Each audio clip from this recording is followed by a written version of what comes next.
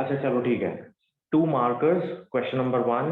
An oil drop of mass m carrying a charge of minus q is to be held stationary in the gravitational field of the earth.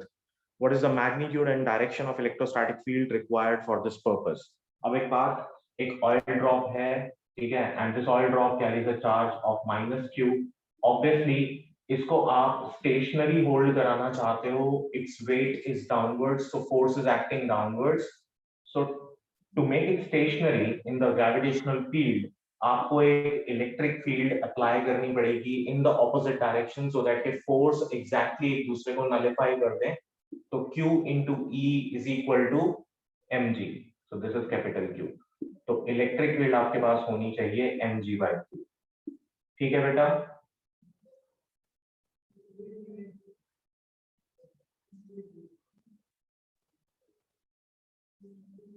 ठीक है बेटा, electric field का magnitude clear हो गया? Yes, sir.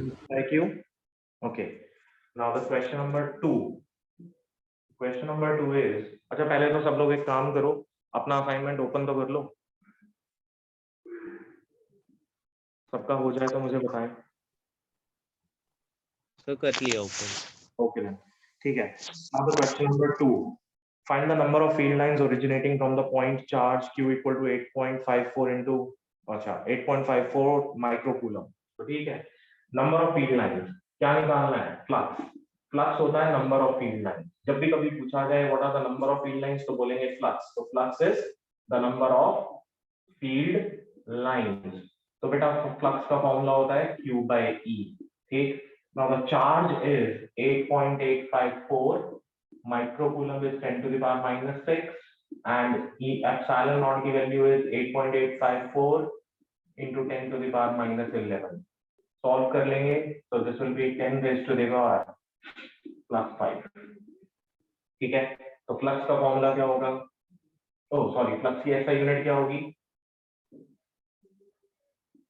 Newton per metre square. Coulomb per metre square नहीं, flux की SI unit होती है बेटा, फ्लक्स होता है E डॉट ds. यहां से निकालोगे electric field is newton per coulomb and ds is metre square. ठीक है? ठीक है बेटा. Yes, sir. Now the question number 3. The question number Excuse me, sir. इसमें आंसर 10 की पावर 12 दे रखा है. बेटा आंसर ठीक कर लो. Microcoulomb is 10 to the power minus 6. वो शायद माइक्रोकूलम को यूज करना भूल गया. इसके आंसर्स पर मत जाना. ठीक है?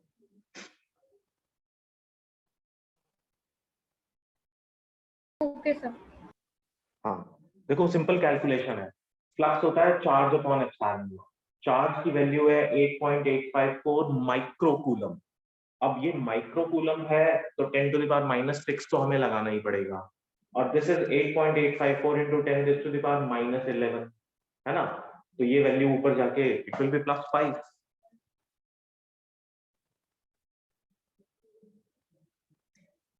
ठीक है? Yes, sir. So let's move on to the next one, and the next one is question number 3.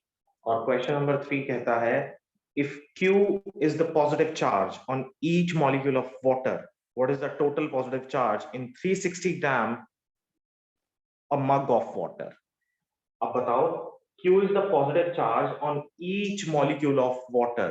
अब आप एक बात बताओ 360 ग्राम्स में कितने मॉलिक्यूल्स होंगे? सबसे पहले तो ये निकालें. तो 1 molecule of water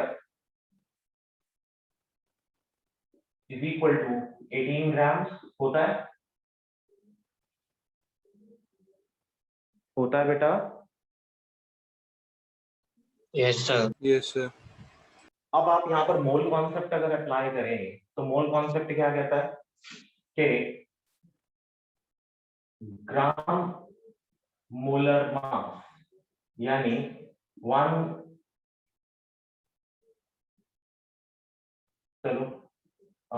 mole is equals to, या तो आप इसको लिख सकते हैं ग्राम एटॉमिक मास, लिख सकते हैं ना. या आप इसको कह सकते हैं ग्राम मॉलिक्यूलर मास।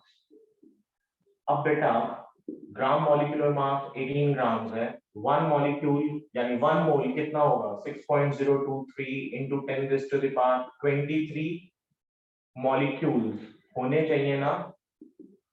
तो 1 gram is equal to 6.023 into 10 raised to the power 23 upon 18। तो हमें कितने के लिए निकालना है 360 के लिए, तो इसको 360 से मल्टीप्लाई कर दो ऑन बोथ साइड्स। ठीक है, ठीक है बेटा।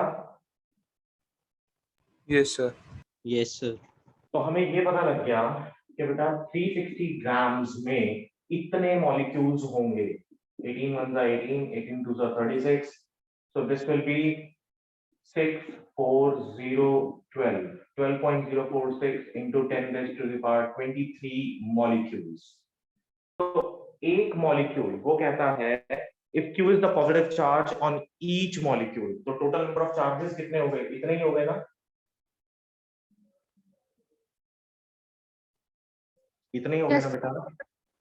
तो बस तो फिर और हमें निकालना क्या था, what is the total positive charge. हाँ तो टोटल पॉजिटिव चार्ज आ गया, Q is equals to this is our number n और चार्ज कितना था Q, तो 12.046 into 10 raised to the power 23 into Q आ गया total charge.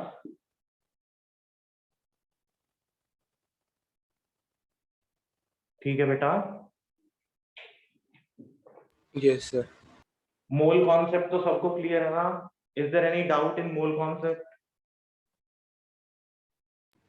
No sir. Okay. Next, question number 4. Derive an expression for the work done in rotating an electric dipole. ये derivation है, इसको छोड़ दूं, ये तो आती होगी। Yes, sir.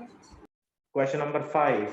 Show that there is always a loss of energy when two capacitors charged to different potentials share charge connected with each other. अच्छा, लॉस ऑफ एनर्जी की डेरिवेशन जो हमने करी थी, जो एक्सप्रेशन हमने डिराइव करा था, वो ही हमें यहाँ पर यूज करना है। ठीक है, बता देता हूं जिसने वो कॉन्सेप्ट नहीं किया हुआ, इस पर्टिकुलर पार्ट को रब कर दूं।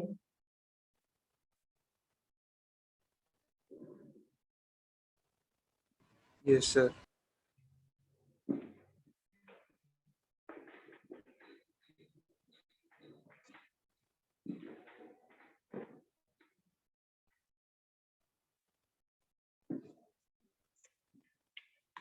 अच्छा मान लो कि आपके पास ये एक कैपेसिटर है और इस कैपेसिटर की कैपेसिटेंस P1 और इस कैपेसिटर का चार्ज है Q1 और पोटेंशियल था इनिशियली V1। तो बेटा जब मैं इसको एक और कैपेसिटर जिसका चार्ज, जिसकी कैपेसिटेंस C2 होगी, चार्ज Q2 होगा और पोटेंशियल V2 होगा, ठीक है, अगर मैं इन दोनों को आपस में बैक टू बैक कनेक्ट कर दूं, तो मैंने आपको ये कॉन्सेप्ट समझाया था कि ये कैसे कनेक्ट होते हैं, पैरेलल में कनेक्ट होते हैं। सोचो ये प्लेट 1, ये प्लेट 2, ये प्लेट 3, ये प्लेट 4, आप 1 और 2 को आपस में कनेक्ट कर रहे हो, तो ये दोनों एक कॉमन पोटेंशियल पर पहुंचने की कोशिश करेंगे। 2 और 4 को आपस में कनेक्ट कर रहे हो तो ये दोनों भी कॉमन पोटेंशियल पर पहुंचने की कोशिश करेंगे। और अगर आप इसकी क्रॉस कनेक्शन भी करते हो, जैसे ये 1, ये 2, ये 3, ये 4, आप कहते हो नहीं भाई मैं तो इसको इससे कनेक्ट करूंगा और इसको इससे करूंगा, कर लो, कोई फर्क नहीं पड़ता, अभी भी ये एक कॉमन पोटेंशियल पर पहुंचने की कोशिश करेंगे। यानी कि after connecting the two capacitors there will be a common potential of both the capacitors. Although इसकी कैपेसिटेंस C1 होगी, इसकी कैपेसिटेंस C2, इसका चार्ज Q2 होगा, चार्ज Q1 होगा, बट दोनों का पोटेंशियल क्या हो जाएगा, सेम हो जाएगा। तो कॉमन पोटेंशियल के लिए हमने एक रिलेशन निकाला था, क्या था, कॉमन पोटेंशियल का फॉर्मूला था, वैसे हमारे पास Q is equals to CV होता है, तो V is equals to total charge upon total capacitance. अब टोटल चार्ज किसके बराबर हो गया, Q1 plus Q2, total capacitance parallel में कितनी हो गई, C1 प्लस C2। तो कॉमन पोटेंशियल का रिलेशन बन गया C1V1 plus C2V2 upon C1 plus C2, यही बनाना।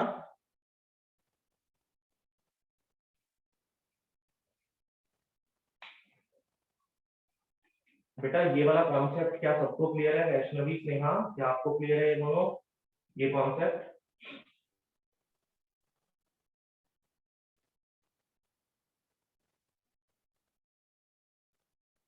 नंदिनी, ये कॉन्सेप्ट क्लियर है बेटा? Yes, sir. Abhimanyu, Yes, sir.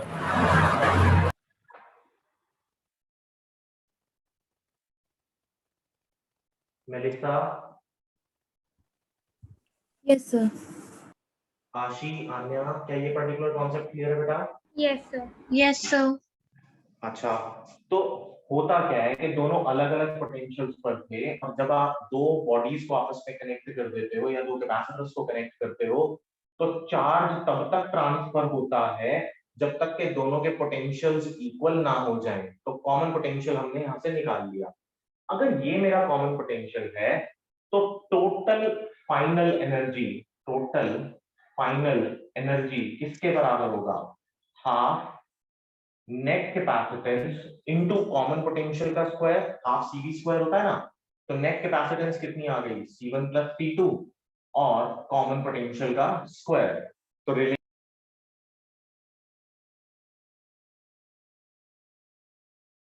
Sir आप म्यूट हो गए। सर आप म्यूट हो गए।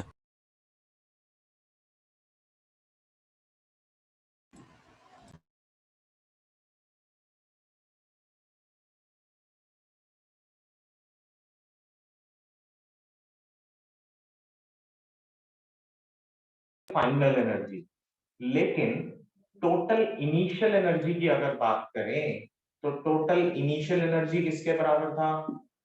इंडिविजुअल। Excuse me, sir. हाँ, हाँ जी, सर आप बोलो। बीच में म्यूट हो गए थे। अच्छा, फिर से बोल देता हूँ।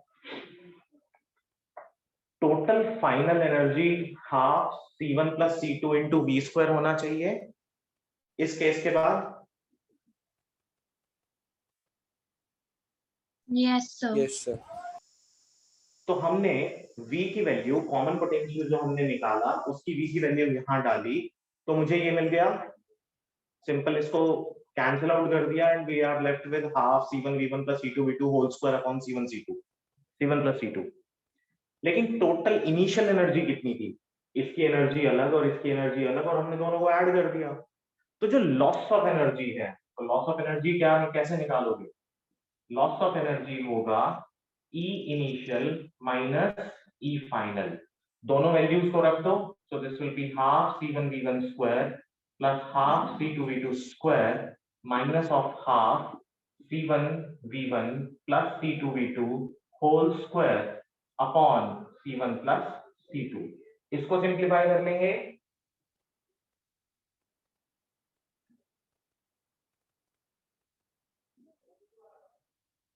बेटा इसको सिंप्लीफाई कर लेंगे, Yes, sir. तो लॉस Yes. ऑफ एनर्जी निकल जाएगा। लॉस ऑफ एनर्जी निकालते हुए ऑलवेज कीप इन माइंड कि हमेशा इनिशियल माइनस फाइनल करना, फाइनल माइनस इनिशियल नहीं करना, क्योंकि आप लॉस ऑफ एनर्जी की बात करें तो ऑब्वियसली फाइनल एनर्जी कम होगी इनिशियल एनर्जी से। ठीक है? Yes, sir. Yes, sir. Okay, question number 6. A thin long conductor has a linear charge density of 20 microcoulomb per meter. Calculate the electric field intensity at a point 5 centimeter from it. Simple है, long straight conductor का case है। तो question number 6 बहुत आसान।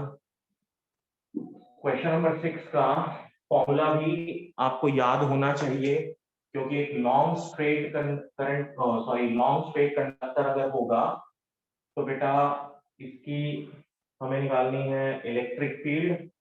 ठीक है, तो electric field will be lambda upon 2 pi epsilon not into r। तो लैम्डा आपको दिया हुआ है, linear charge density this is 20, 2 into pi into epsilon naught as it is रखो, r आपको दिया हुआ है 5 सेंटीमीटर, सेंटीमीटर्स को मीटर में चेंज कर, हो जाएगा electric field calculate. Yes, sir.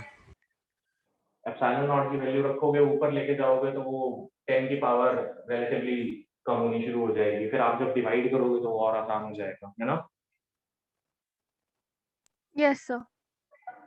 तो ये आंसर आ जाना चाहिए आपको। और इसका ग्राफ कैसे बनेगा? ऑब्वियसली जैसे जैसे आप दूर जाते चले जाएंगे, यहाँ आपको electric field inversely proportional to R दिखेगा, इनवर्सली प्रोपोर्शनल टू आर का ग्राफ भी ऐसे ही बनता है, ठीक है? Sir, ठीक है, हाँ। sir ये जो ग्राफ है वो y एक्सिस से जॉइंड है स्टार्टिंग में। नहीं नहीं नहीं, आर 0 होगा तो इलेक्ट्रिक फील्ड इनफाइनाइट होगा ना, जॉइंट नहीं है बेटा।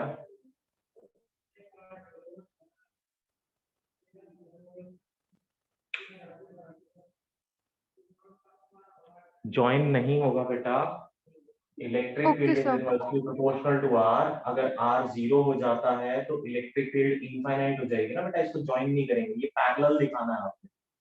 सर वो जॉइंट था इसलिए मैंने पूछा था ऐसे। नहीं, मैंने ज्वाइन किया नहीं था, बट वो लग रहा होगा ज्वाइन, क्योंकि बहुत क्लोज था।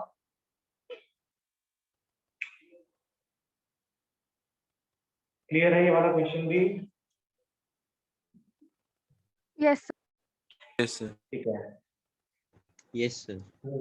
next. Now the next question is the 7th question. What is the ratio of electric field intensity at the equatorial line? अच्छा, ये क्वेश्चन भी पूछा था किसी ने, आई होप कि ये हो जाएगा। आप इक्वेटोरियल लाइन और एक्सियल लाइन की डेरिवेशन करें और उसको डिवाइड कर दें, ठीक है? Okay, sir. करके बताऊं क्या? नो सर, वो कर रखी हूँ।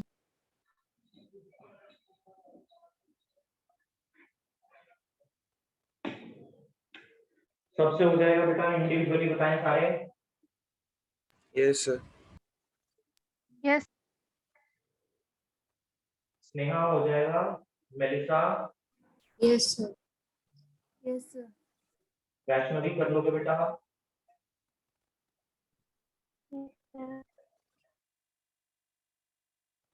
Question number 8. Show that the electric field intensity at a point can be given as negative of potential gradient. अब इसको कैसे करना है? आपने शो करना है electric field intensity at a point can be given as negative of potential gradient. यानी आपको प्रूव क्या करना है? आपको प्रूव करना है E is equals to minus of dV by dr। अब E is equal to minus of dV by dr कैसे करेंगे? तो आप लिखेंगे let we have a charge Q, point charge Q, and let's say that we are trying to move a test charge Q naught from infinity to a particular point। अब ये जो distance है, अगर मैं इस डिस्टेंस को r मान लूं, let's say this is point A, this is point B। अब इस पॉइंट B पे जब हम लेके आ रहे हैं चार्ज को from infinity to a particular point, then this is called electric potential. तो अगर बेटा मैं इसको हल्का सा भी अंदर की तरफ मूव करा के लेके आता हूं, तो ये रिपेल करके वापस कहां जाएगा? बाहर की तरफ। तो this is force F and this is dr। तो अब यहाँ पर हमें ये दिख रहा है कि जो वर्क डन है, स्मॉल वर्क डन जो मुझे करना पड़ेगा स्मॉल डिस्प्लेसमेंट dr के लिए, that will be equal to F vector dot dr vector। Now this F dr can be written as minus of F dr, क्योंकि आप इसको लिख सकते हो F dr cos, and the angle between F and dr is 180, so cos 180 is -1, so this will be dw is equal to F of dr। अब यहाँ पर अगर मैं इसको डिवाइड कर दूं चार्ज से ऑन बोथ साइड्स, कौन से चार्ज से? जिसको क्या मैं मूव करा के ला रहा हूं, तो पोटेंशियल का जनरल रिलेशन क्या होता है? Work done per unit test charge. तो work done upon test charge will be dv, this will be equal to minus of E, this will be dr। क्यों? क्योंकि इलेक्ट्रिक फील्ड क्या होता है? Force per unit test charge. Hence, we have proved that electric field is equals to minus of dV by dr। Done? Yes, sir. Yes, sir. अब आपको बेटा इसमें ना आपको बहुत ध्यान से देखो, जरूरी नहीं है कि किसी भी एक्सप्रेशन को वो आपसे ऐसे पूछे कि derive an expression for the potential gradient। वो क्यों पूछेगा ऐसे? जब उसको ये पता है कि मैं थोड़ा सा घुमा के पूछूं, चीज मैं वही पूछ रहा हूं, बट आई हैव टू जज whether the students are able to interpret the correct thing out of the question और नॉट। तो उस पर्टिकुलर केस में ये जो पर्टिकुलर क्वेश्चन है, ये एक आइडियल एग्जांपल है आपके पास कि वहां पर उसने डायरेक्टली आपसे इलेक्ट्रिक फील्ड और पोटेंशियल ग्रेडियंट का रिलेशन वैसे नहीं पूछा है, लेकिन उसने बोला है show that the electric field intensity at a given point can be as negative of potential gradient. ठीक है, तो E is equal to minus of dV by d R, यही आपको इंटरप्रेट करना था कि यही आपको वहां पर डिराइव करना है। हर बार ऐसा नहीं आएगा लिखा हुआ डिराइव सो एंड सो ना, ये भी नहीं आता, हमेशा इसी तरीके से थोड़ा सा घुमा फिरा के वो देते हैं। अच्छा, वो इसको ऐसा भी तो कह सकता था, प्रूव दैट और करके लिख लो, ये सोल्यूशन जहां कहीं पे भी लिख रहे हो आप उसके साथ और करके ही क्वेश्चन लिख लो। वो ऐसा भी कह सकता था, prove that the potential is an integral, नहीं शो दैट, नहीं ऐसा नहीं, देखो prove that potential is defined as the line integral of electric field, show that the potential is defined as the line integral of electric field। तो आप इसको कैसा लिखते हैं, आप इसको बस यहाँ पर थोड़ा सा चेंज कर देते, मैं इसको डिफरेंट कलर से लिख देता हूँ सो दैट कि आपको समझ में आ जाए।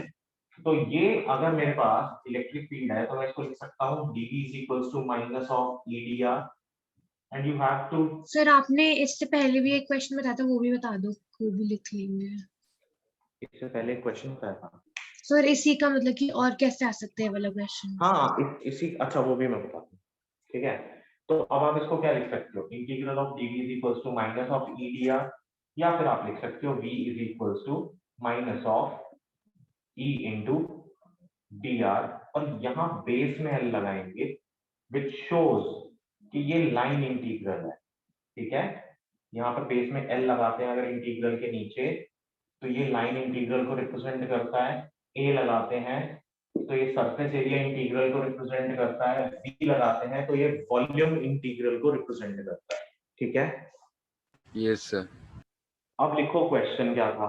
तो इसको तीन तरह से पूछा जा सकता था। पहले तो वो कह सकता था deduce an expression for, deduce an expression for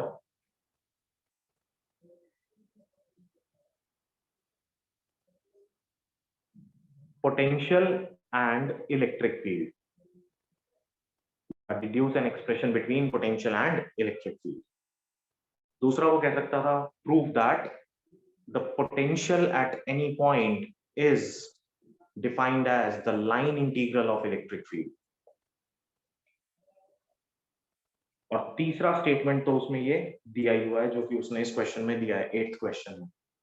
तो सॉल्यूशन यही रहेगा।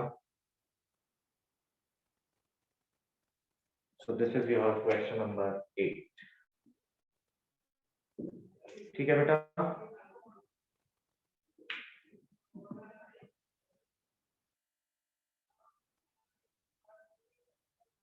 लिख लिए क्वेश्चन ना।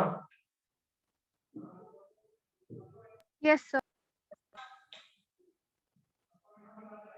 Okay, now the next question is question number 9। A charged metallic sphere A having charge QA is brought in contact with another uncharged metallic sphere of same radius and then separated by a distance d. What is the electrostatic force between them? I hope कि ये तो हो जाना चाहिए। Yes, sir. Simple है, दो spheres हैं, if these two spheres are separated by a certain distance and this charge and this sphere contains a charge QA, जब आप इसको टच कराते हो इसके साथ तो दोनों के ऊपर जो चार्ज हो जाएगा वो कितना हो जाएगा, QA/2 and QA/2, and now they are separated by a certain distance d। Force तो निकल जाएगी ना K Q1 Q2 यानी QA square upon 4 as it is आ गया, और साथ ही साथ d का स्क्वायर आ जाएगा। तो k की वैल्यू पुट कर देंगे, QA square upon 16 pi epsilon not d square. Easy है। Yes, sir. ठीक है. Now the question number 10.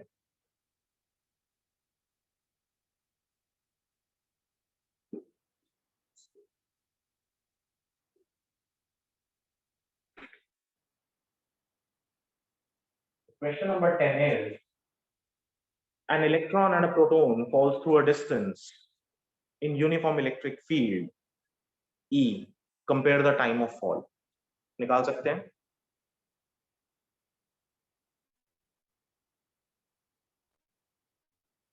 निकाल सकते हैं बेटा? Yes, sir. देखो, ये आपके पास दो प्लेट्स हैं. देखते हैं यहाँ से एक प्रोटॉन फॉल करता है, ठीक है, पॉजिटिव चार्ज. यहाँ से एक इलेक्ट्रॉन फॉल करता है. Now the electric field is same in both the case, ठीक है. अब ऑब्वियसली प्रोटॉन है तो in the direction of electric field जाएगा, इलेक्ट्रॉन है तो against the direction of electric field जाएगा. माना दोनों प्लेट के बीच का जो डिस्टेंस है वो सेम है, y मान लिया. तो पहले केस में, प्रोटॉन वाले केस में, क्या y की जगह x मान लो, आसान हो जाएगा समझना. सेकेंड इक्वेशन ऑफ मोशन क्या कहती है? h is equals to ut plus half of at square. अब वो फॉल कर रहा है, means it's initial velocity is 0. तो h ऑफ प्रोटॉन अगर मैं निकालूं, यानी h अगर मैं निकालूं तो ये किसके बराबर होगा? 0 plus half of a t square. t किसका? प्रोटॉन का. तो 2h by a under the root is equals to tp. ठीक है. Similarly t of electron will be under the root 2h by a. होगा ना? होगा Yes, sir. बेटा? Okay. अब एक बात बताएं, एक्सेलरेशन निकालना पड़ रहा है, ये प्रोटॉन का, ये इलेक्ट्रॉन का. तो सिंपल सी बात है, प्रोटॉन नीचे की तरफ आ रहा है इलेक्ट्रिक फील्ड की डायरेक्शन में, यानी QE is equal to ma. m किसका? प्रोटॉन का. तो ये आपके पास इलेक्ट्रिक फील्ड सेम है और प्रोटॉन और इलेक्ट्रॉन पे चार्ज सेम होता है. तो acceleration will be QE by mp.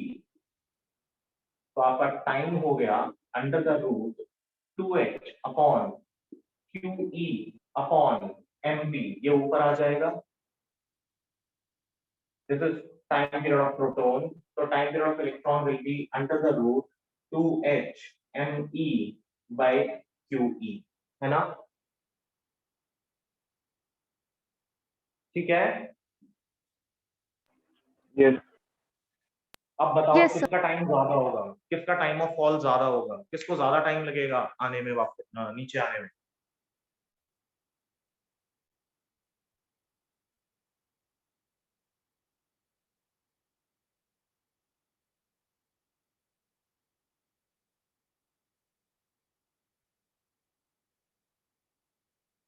वैसे भी आपने रेशो निकालनी है तो रेशो तो निकाल ही सकते हो ना.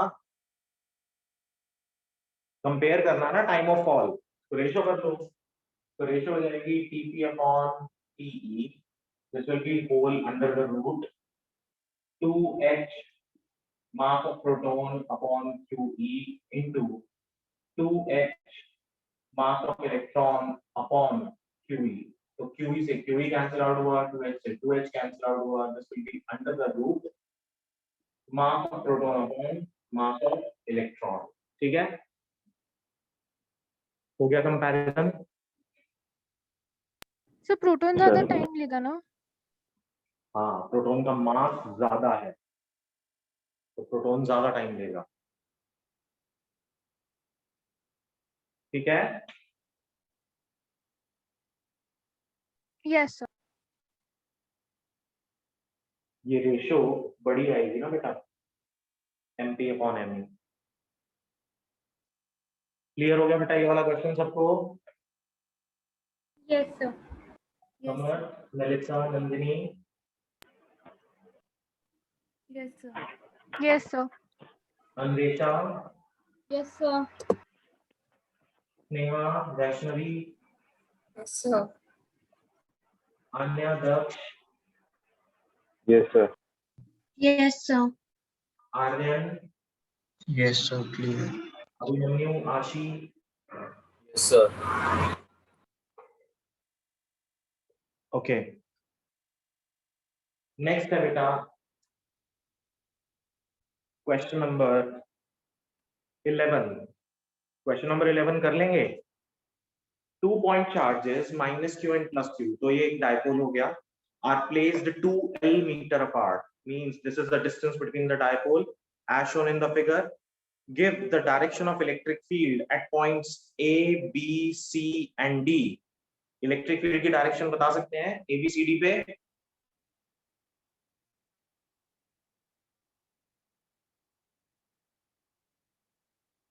चलो देखो कैसे करेंगे.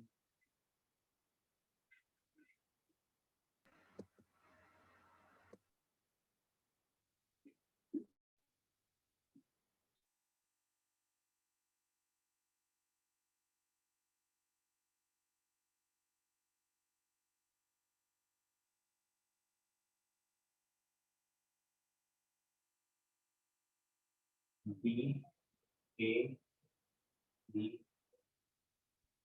और ये हो गया D. अच्छा सबसे पहले D का देख लो.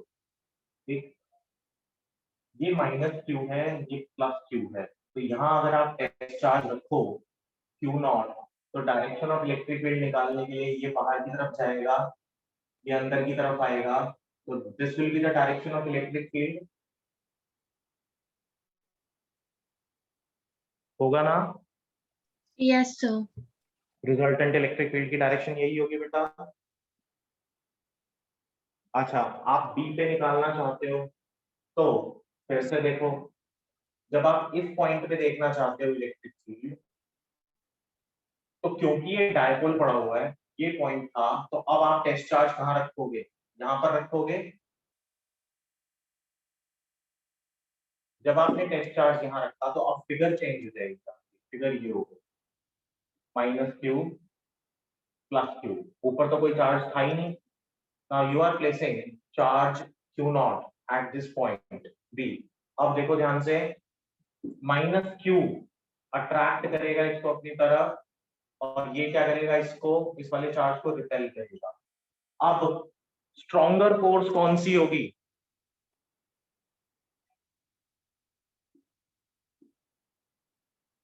F PB या फिर F QB?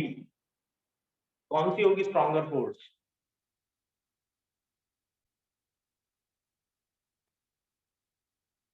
बोलो Sir, बेटा. FPB. Out of these one. हाँ FPB, क्योंकि डिस्टेंस कम है. So Yes, this will be sir. the stronger force.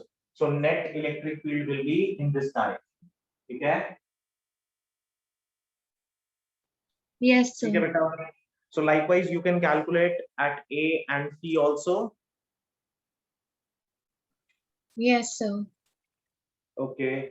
So let's move on to the question number 12. What is question number 12? क्या है? The electric potential B at a point in space is given by. Question number 12. Electric potential B at a point in space is given by 20 x cube volts. Volt. Where x is in meters, calculate the electric intensity at point P102. तो ठीक है, आपको जो coordinates दे रखे हैं distance के यानी r के, वो कोऑर्डिनेट्स क्या हैं? वो कोऑर्डिनेट्स दे रखे हैं 1, 0, 2. Now look at this relation. ये रिलेशन जब कोऑर्डिनेट्स दे रखे होते हैं तो ये x होता है, ये y होता है, और ये क्या होता है? z. Obviously question is in x, तो 0 और 2 तो हमारे लिए किसी काम के नहीं है, क्योंकि आपने Yes, इलेक्ट्रिक sir. फील्ड निकालनी है. इलेक्ट्रिक फील्ड किसके बराबर होगा बेटा? dv by dr. यही होगा ना? Yes, sir. यहाँ ये x है तो आप इसको dx कर दोगे.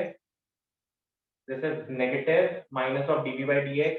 So minus of d by dx of 20x cube. This will be 60x square with a negative sign. तो इलेक्ट्रिक फील्ड कितना हो जाएगा minus of 60 at x is equal to 1 into 1 square. This will be minus of 60 Newton per coulomb. ठीक है? Yes, sir. अब यहाँ पर भी आंसर में 60 न्यूटन पर कूलम लिखा हुआ है, तो वो मैग्नीट्यूड बता रहा है बस, ठीक है, क्योंकि उसने पूछा था इलेक्ट्रिक इंटेंसिटी, डायरेक्शन नहीं पूछ रहा। तो आप -60 लिखें विद यूनिट्स तो भी ठीक है, आप +60 लिखेंगे विद यूनिट्स तो भी ठीक है, बट इंपॉर्टेंट बात ये है कि formula is always minus of dv by dx, so don't forget to take this negative sign. आप लगाओगे it is well and good, लेकिन अगर आप नहीं लगाते हो तो देयर आर सर्टेन चांसेस कोई टीचर किसी के दिमाग में चले कि नहीं भाई मैं तो हाफ मार्क डिडक्ट करूंगा या करूंगी, कोई बात नहीं, फिर वो हाफ मार्क के ऊपर हम बहस कर सकते हैं और कुछ नहीं कर सकते। तो जो करेक्ट फॉर्मूला होता है you always apply, make a habit, always apply the correct formula, ठीक है? Yes, sir. So question number 13 justify, अच्छा ये तो हम पहले डिस्कस कर चुके हैं। क्वेश्चन नंबर 14, ठीक है, फिर से आ गया क्वेश्चन नंबर 14।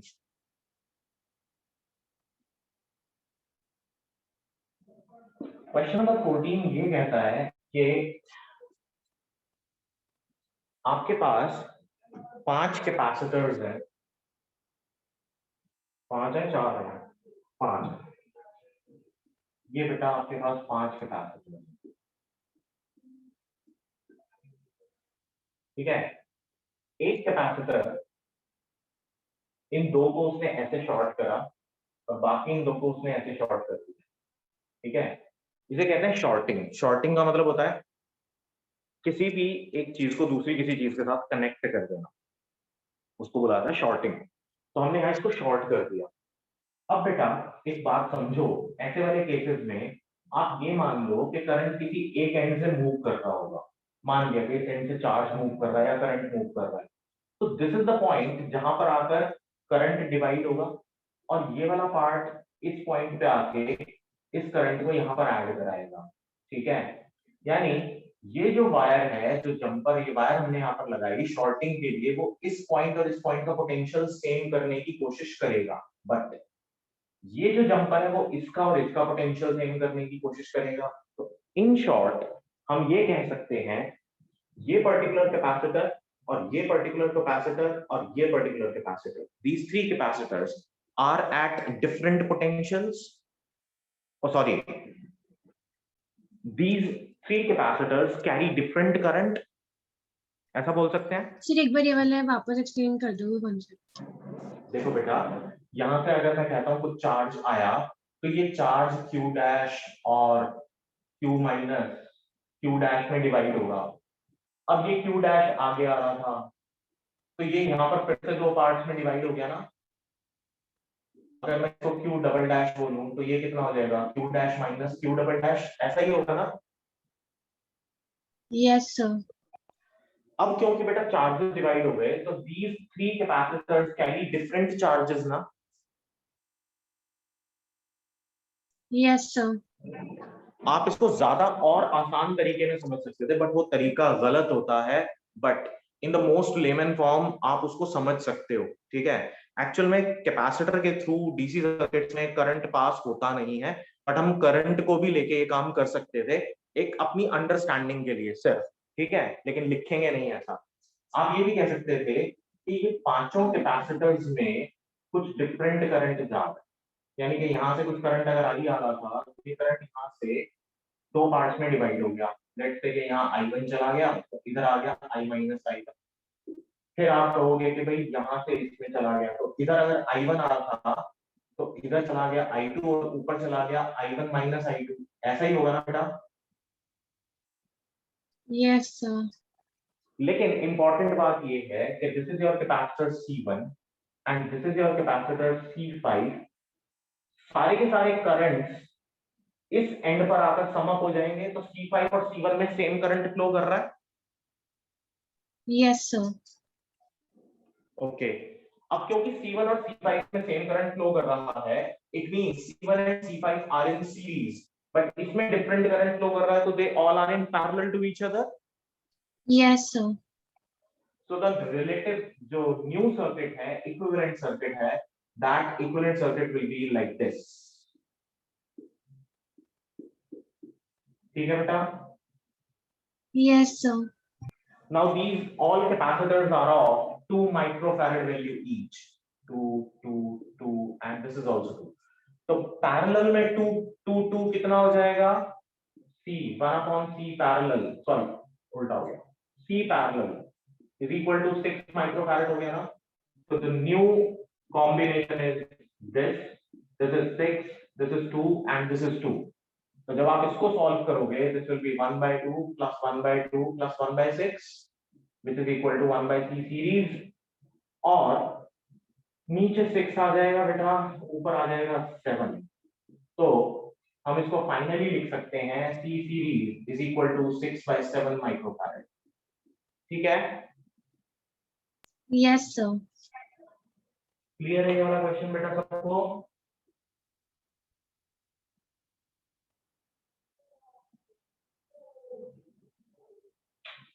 समर्थ क्लियर है बेटा?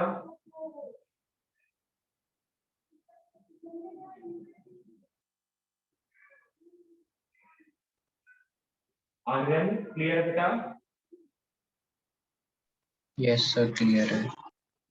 अंदेशा, वैष्णवी, स्नेहा, Yes, sir.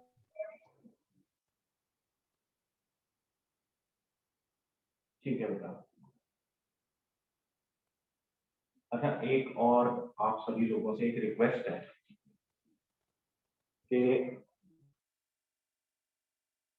और ये बहुत जरूरी रिक्वेस्ट है, ठीक है, कि ना बेटा बोलने में कंजूसी मत करा करो, बोला करो, ठीक है. मैं अगर पूछूं आप तभी बोलोगे तो कोई फायदा नहीं है, ठीक है. अदरवाइज अगर चुप रह के क्लास लेनी है तो फिर कोई पॉइंट ही नहीं बचा ना. आप बोलो एटलीस्ट. मैं अगर ये पूछूं कि बेटा समझ में आ गया, तो हाँ ये बोला करो कि हाँ समझ में आ गया, या नहीं समझ में आया तो ये भी बोलो कि हाँ नहीं समझ में आया, दोबारा बताओ. लेकिन उससे मेरे को ये कॉन्फिडेंस हो जाता है कि हाँ whatever I am trying to give it to you, वो आप तक पहुंच गया, ठीक है ना. तो आप इंडिविजुअली सभी लोग एक बार बोल दिया करो कि हाँ. कहने का मतलब ये भी होता है, जब हम छोटे होते हैं हम कहानी सुनते हैं दादा दादी से, नाना नानी से, तो वो जनरली एक बात ये कहते थे कि बेटा हुंकारे भरा करो, ये बोला करो कहानी सुनते हुए, कि उनको ये पता रहे कि आप जग रहे हो. अदरवाइज वो कहानी बोलते रहेंगे और आप सोते रहोगे तो कोई फायदा नहीं हुआ ना. तो this is like that only, ठीक है. ये जो ऑनलाइन मोड ऑफ टीचिंग है ना, इसमें मैं आपको देख नहीं पा रहा हूँ लेकिन सुन तो सकता हूँ. तो आप बोलोगे तो मुझे ये रहेगा कि हाँ ये वाली बात वहां तक पहुंच गई जहां मुझे पहुंचानी थी. Okay, क्लियर है? sir. Yes, sir. हाँ, मेरे को डिस्टर्बेंस नहीं होगी अगर सारे एक एक बार बोल दोगे तो. बोला करो, ये जरूरी है. Okay, let's move on to the next one. Question number 15. What is the electric field at O in the figures 1, 2 and 3? ABCD is a square of side R. अच्छा, ये पर्टिकुलर टाइप ऑफ क्वेश्चन हम बहुत बार discuss कर चुके हैं. Is there any need कि भाई मैं इसको दोबारा डिस्कस करूं?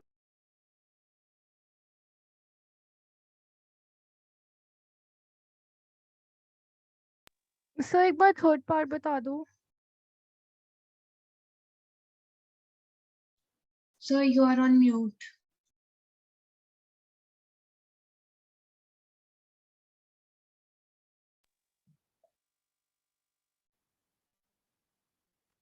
आ रही है आवाज? Yes, sir. अब Yes, आ रही sir. है. अच्छा, क्वेश्चन नंबर 3, इसी का third part. A B C B, ये सेंटर हो गया.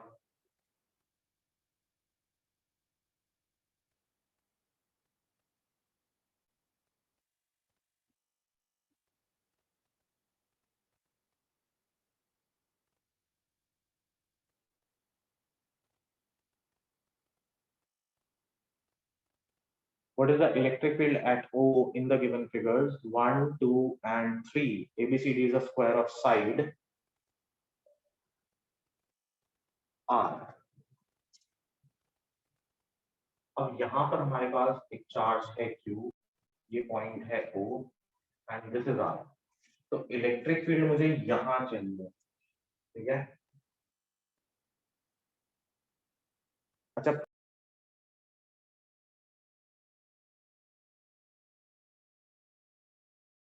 सर आप म्यूट हो गए।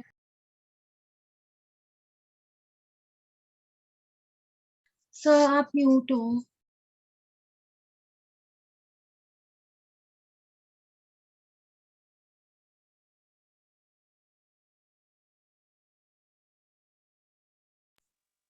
अगर यहाँ पर चार्जेस नहीं है and charge is placed only here, sir एक बार आप रिपीट कर दोगे, आप म्यूट हो गए थे।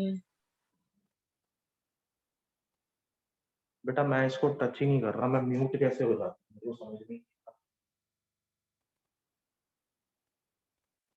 बेटा मैं ये कह रहा हूँ कि इस पर्टिकुलर क्वेश्चन में देर आर 3 फिगर्स और आपके सामने है अगर फिगर 2, जो फर्स्ट फिगर है उसके चारों वर्टेक्स के ऊपर, स्क्वायर के चारों वर्टेक्स के ऊपर सेम चार्ज है, तो ऑब्वियसली सेंटर पर इलेक्ट्रिक फील्ड 0 हो जाएगी क्योंकि हर डायगोनल चार्ज एक दूसरे की इलेक्ट्रिक फील्ड को नलिफाई कर देगा। दूसरे पर्टिकुलर केस में आपके पास सिर्फ 3 ही वर्टेक्स थे जहां पर चार्ज है, ठीक है, तो सिर्फ एक सिंगल चार्ज की वजह से इलेक्ट्रिक फील्ड आपको मिलेगी, बाकी दोनों क्या करेंगे, एक दूसरे को नलिफाई कर देंगे, ठीक है। थर्ड केस का जो आंसर है, that answer is a bit, मतलब मुझे भी कुछ अजीब सा लग रहा है, बट लेट्स सी, ट्राई करते हैं कि क्या निकलता है आंसर इसका। अच्छा देखो, अब ये अगर साइड R है, ठीक है, तो ये भी R होगी, स्क्वायर था, तो ये टोटल साइड कितनी होगी, √2R, तो ये कितना हो जाएगा, √2/2 टाइम्स ऑफ R, यही हो जाएगा। Yes sir. Yes, sir.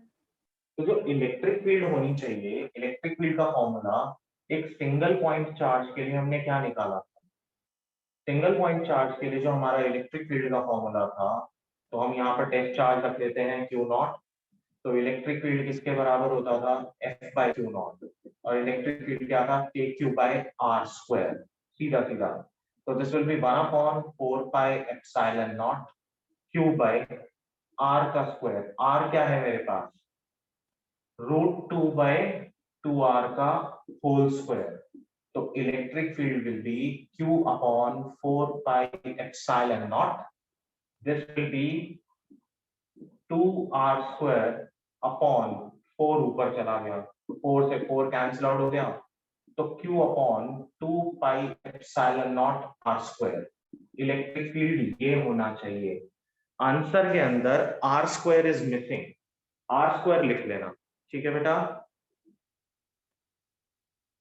Yes, sir. हो जाएगा, Yes, sir. यस ठीक है। Next question number 16, what should be the charge on a sphere of radius 4 centimeters? What should be the charge on a sphere of radius 4 centimeters so that when it is brought in contact with another sphere of radius 2 centimeter carrying a charge of 10 microcoulomb, there is no transfer of charge from one sphere to other? हाँ तो बताएं कैसे करेंगे।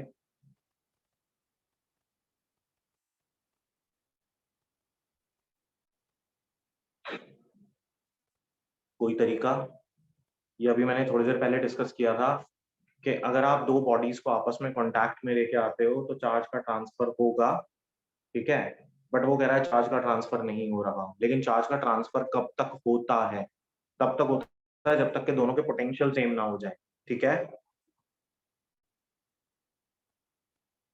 Yes sir. है ना, तो एक चीज तो आप यहाँ पर इसके आंसर में देख सकते हो कि potential of A and potential of B equal हो गया,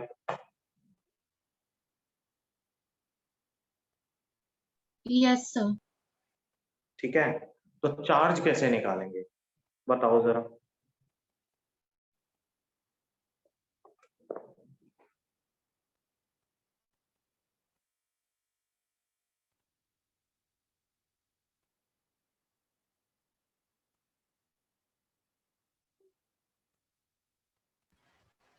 कोई आइडिया दो।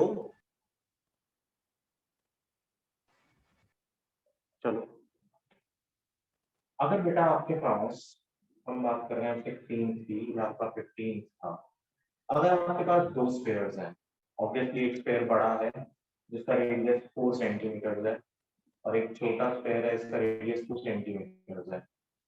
अच्छा ये बताओ इसका पोटेंशियल कितना होगा? इसका पोटेंशियल होगा V1 के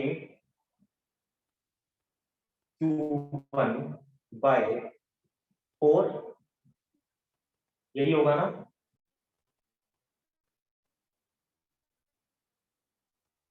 भाई KQ बाय R होता है।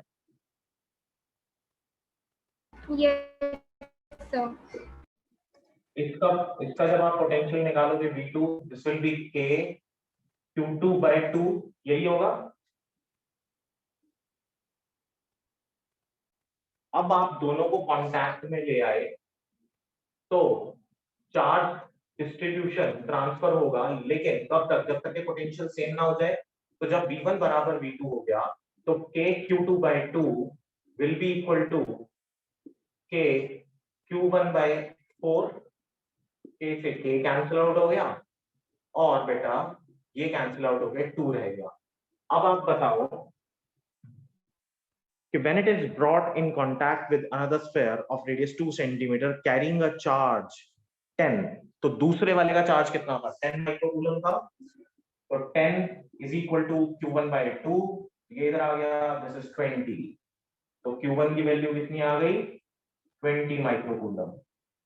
क्लियर है? Yes, sir. सबको क्लियर है बेटा ये बात? Yes, sir. Yes, sir. Okay. Question number 17.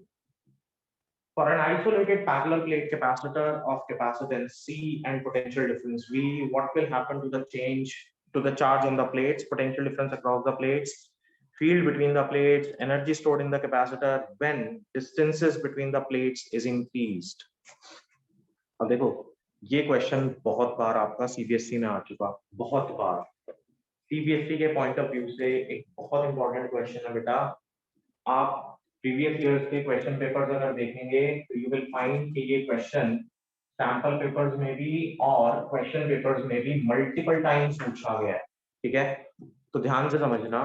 कहता है कि for an isolated parallel plate capacitor of capacitance C and potential difference V, ये आपके पास एक कैपेसिटर है जिसका प्लेट सेपरेशन V है, जिसका प्लेट एरिया A है, पोटेंशियल V है और कैपेसिटेंस C है। What will happen to the charge on the plates, potential difference? अब वो कह रहा है चार्ज पे, पोटेंशियल डिफरेंस पे, इलेक्ट्रिक फील्ड पे, एनर्जी स्टोर्ड पे, क्या फर्क पड़ेगा अगर distance between the plates is increased? अगर प्लेट सेपरेशन आप बढ़ा दो तो क्या फर्क पड़ेगा? देखो प्लेट सेपरेशन बढ़ाने से चार्ज के ऊपर तो कोई फर्क नहीं पड़ता। क्यों नहीं पड़ता? क्योंकि प्लेट के ऊपर चार्ज कहां से आएगा? जिस सोर्स से आप इससे कनेक्ट करोगे। तो क्यू का आंसर क्या हो गया? There will be no change. ठीक है, पहला पॉइंट क्लियर हो गया बेटा? Yes. Yes, sir. Second, potential difference across the plates. अगर प्लेट सेपरेशन बढ़ता है तो पोटेंशियल डिफरेंस पे क्या फर्क पड़ेगा?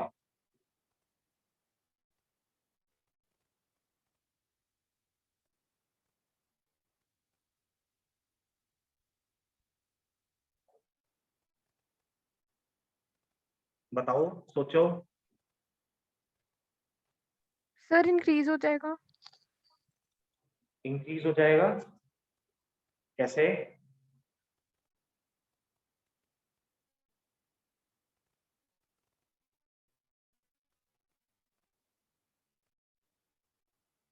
बताओ कैसे? देखो बेटा, Q is equal to CV होता है।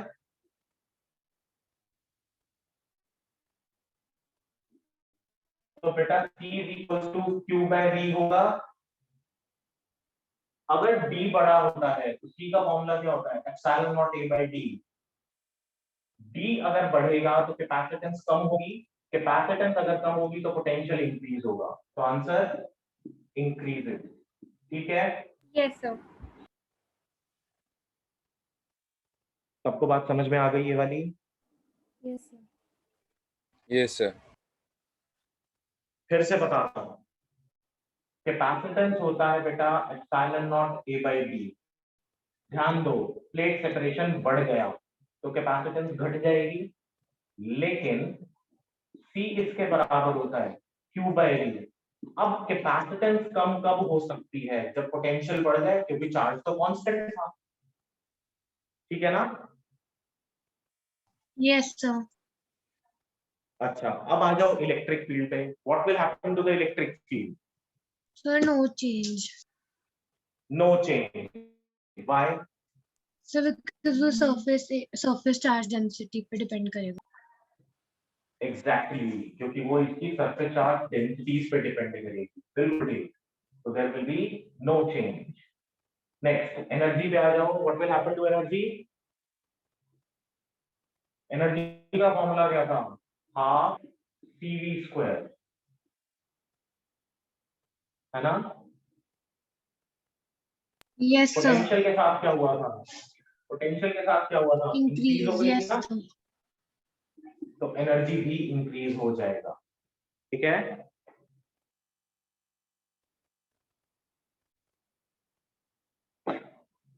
हो जाएगा बेटा? Yes, sir. Yes. ठीक है, अब ये बताओ, कल तक आप 36th क्वेश्चन तक खत्म करके रखेंगे? Yes, sir. Yes, sir. हाँ, तो कल तक 36th क्वेश्चन तक खत्म करके रखेंगे, और जो डाउट्स होंगे उसके बारे में हम बात करेंगे कल 2 बजे। और अगर डाउट्स नहीं होंगे तो फिर हम लोग इससे आगे वाले 3 मार्कर्स डिस्कस करेंगे। ठीक है? Okay, sir. 5 वाले सीधे सीधे होते हैं, तो वो सिर्फ एक बार रीडिंग करेंगे कि भाई हाँ कैसे पूछे गए, and then will move on to the assignment of current sir मेरे पेपर है तो मैं 17 तक अटेंड नहीं करूंगा क्लास। 17 तक। दक्ष, आज तो बेटा टाइम, मतलब आज क्या डेट हुई है? 10 ही तो हुई है, नहीं 9 हुई है आज। सर 17 Yes, को 17 को 18 को लास्ट पेपर है। अच्छा, वो ठीक है बेटा, लेकिन अभी तो अभी हम वापस उसको क्या कर रहे हैं, क्योंकि अब तो स्कूल्स खुल गए, तो आई डोंट थिंक कि अभी सभी के लिए ये पॉसिबल है कि आप रोज क्लास अटेंड करें। तो वापस इसको क्या उसमें कन्वर्ट कर दें, अपने रूटीन टाइमिंग्स जो 2 o'clock वाले हैं। सर मेरे को मतलब जैसे मेरे पेपर ऐसे है ना, एक दिन छोड़ के एक दिन है, तो इसलिए टाइम चाहिए पढ़ने के लिए अच्छा हर सब्जेक्ट चलो, के कोई लिए। बात नहीं, कोई इशू नहीं है, कोई इशू नहीं है। ठीक है, चलो ठीक है, तो कल तो 2 बजे है। ओके सर, ठीक है बेटा, thank you sir. Thank you, sir. Okay बेटा।